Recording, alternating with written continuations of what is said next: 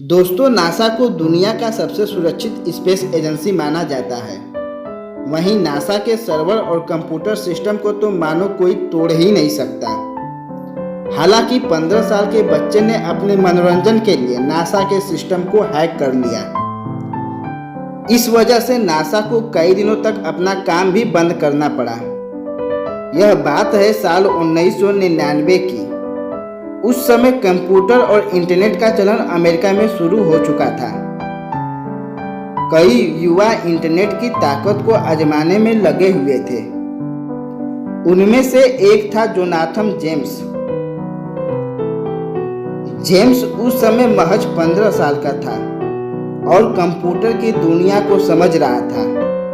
कहते हैं कि उसका दिमाग कंप्यूटर के मामले में काफी तेज चलता था, इसलिए धीरे धीरे वह हैकिंग की ओर बढ़ गया। जेम्स ने कुछ वक्त बाद हैकिंग को अंजाम देना भी शुरू कर दिया। इसके लिए उसने अपना नाम कॉमरेड रख लिया। अपने इस नाम के साथ जेम्स ने हैकिंग की दुनिया में कदम रखा और हैकिंग प्रोग्राम बनाना शुरू भी कर दिया। जिस उम्र में जेम्स के साथी खेलते कूदते थे, उस समय जेम्स कंप्यूटर के आगे बैठकर कोडिंग करने में लगा हुआ था। कहते हैं कि धीरे धीरे जेम्स का हाथ हैकिंग में काफी अच्छा होने लगा था। अब उसकी नज़र अपने देश के सबसे सुरक्षित नासा के कंप्यूटर सिस्टम को हैक करने पर थी। जेम्स ने एक ऐसा प्रोग्राम बनाना शुरू कर दिया जिसके जरिए वह नासा के सिस्टम को हैक कर सके, और थोड़े ही समय में उसने एक ऐसा प्रोग्राम बना भी लिया। अपने बनाए गए प्रोग्राम को नासा के सिस्टम को हैक करने से पहले उसने एक लोकल स्कूल और स्टोर पर टेस्ट किया, और दोनों के सिस्टम में कुछ ही पल में वह प्रोग्राम काम करने भी लगा। कहते हैं कि इन दोनों ही सिस्टम से जेम्स ने लोगों की निजी जानकारी निकाली थी। प्रोग्राम के सही तरीके से चलने के बाद अब बारी थी नासा के सिस्टम को हैक करना, और इसके बाद वह इस प्रोग्राम को नासा के कंप्यूटर में भेज दिया। कहते हैं कि जेम्स सिर्फ नासा के सिस्टम को हैक करने तक ही नहीं रुका, उसने नासा के सिस्टम से एक सॉफ्टवेयर की चोरी भी की। उस सॉफ्टवेयर की कीमत करीब $1.7 मिलियन थी। नासा के लिए यह सॉफ्टवेयर बहुत इंपॉर्टेंट थी। जेम्स को पता भी नहीं चला कि वह नादानी में कितना बड़ा जुर्म कर बैठा है। शुरुआत में नासा को भी इस हैकिंग का पता ही नहीं चला था। हालांकि कुछ दिनों बाद नासा को इस हैकिंग के बारे में पता चल गया। जेम्स की लोकेशन पता चलते ही पुलिस उसे गिरफ्तार करने के लिए निकल पड़ी, और जेम्स को पता भी नहीं था कि उसके साथ क्या होने वाला है। अगले ही पल जेम्स के घर पुलिस आई और उसे हैकिंग के जुर्म में गिरफ्तार करके ले गई।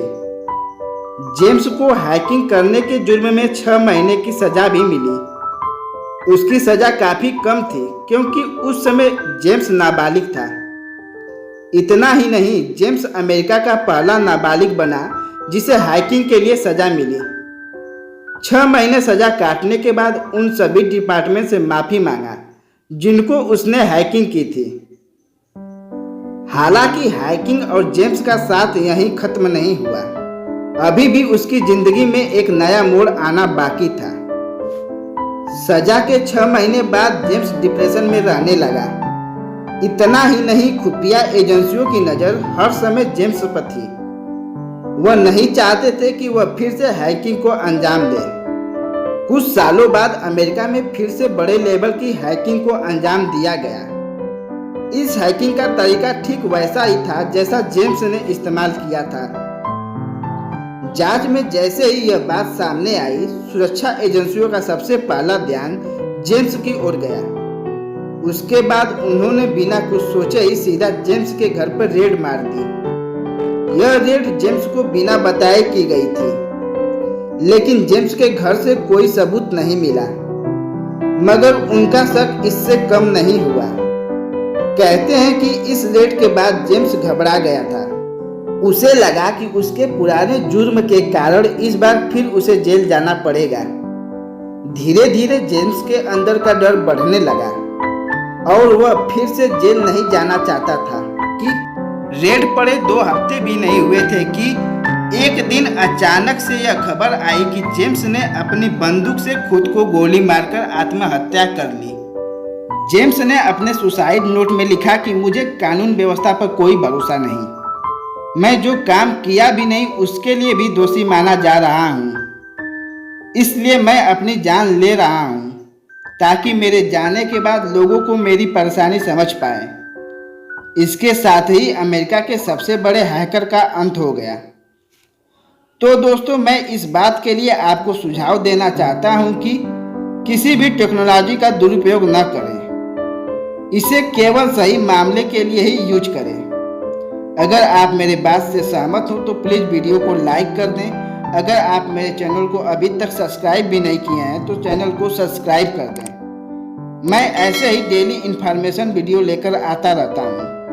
अपना कीमती समय देने के लिए बहुत बहुत धन्यवाद। जय हिंद दोस्तों।